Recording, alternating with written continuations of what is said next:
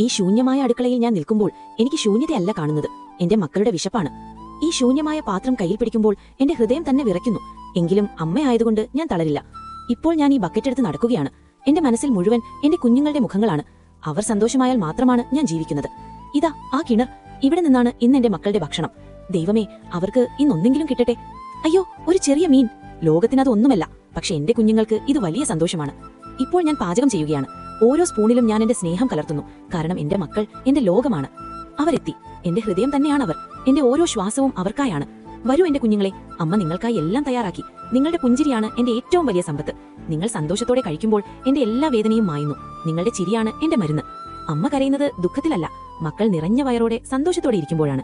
എന്റെ പോലെ നിങ്ങൾക്കും നിങ്ങളുടെ മക്കളെ സ്നേഹമുണ്ടെങ്കിൽ ദയവായി ഈ വീഡിയോ ലൈക്ക് ചെയ്യൂ. മറ്റും എന്റെ ചാനൽ സബ്സ്ക്രൈബ് ചെയ്യൂ.